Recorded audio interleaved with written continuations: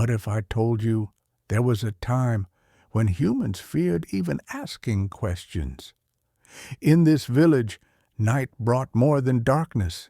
It brought fear.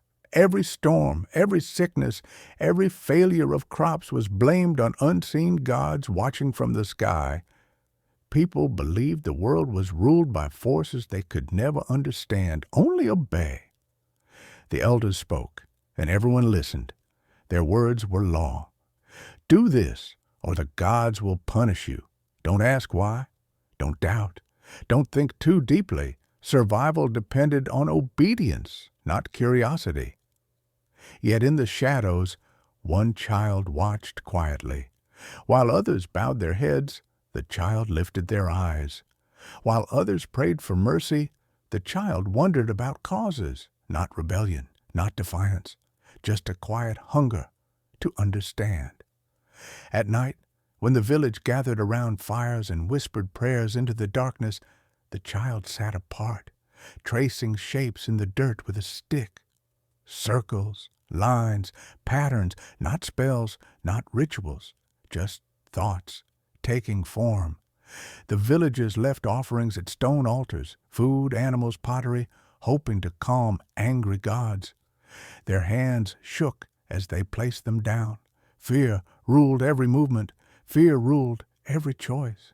The child watched it all. Above the village, the stars burned silently. No voices, no commands, just endless light in a dark sky.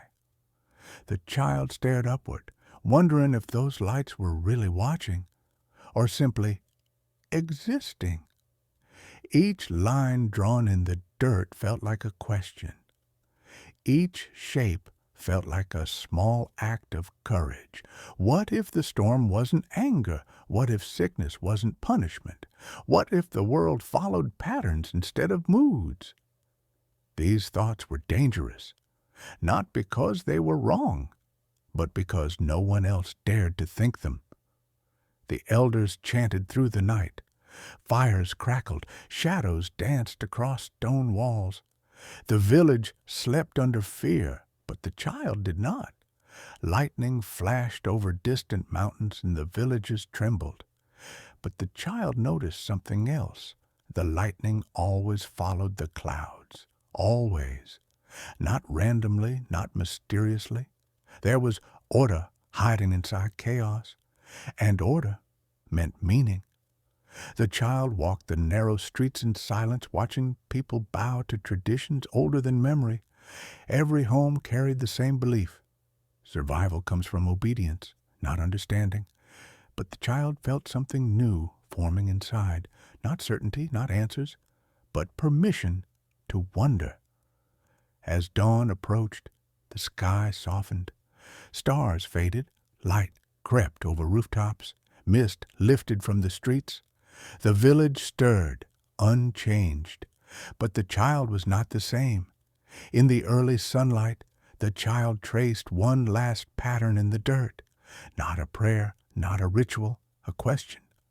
Around them, villagers began their routines, feeding animals, carrying water, preparing food.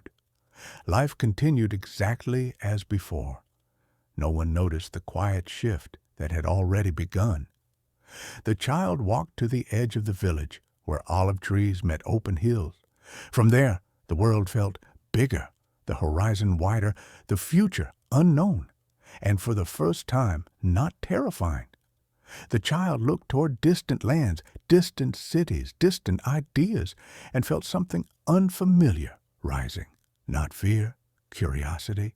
And in that moment, something changed in human history. Because philosophy did not begin in schools. It did not begin in books. It did not begin with answers.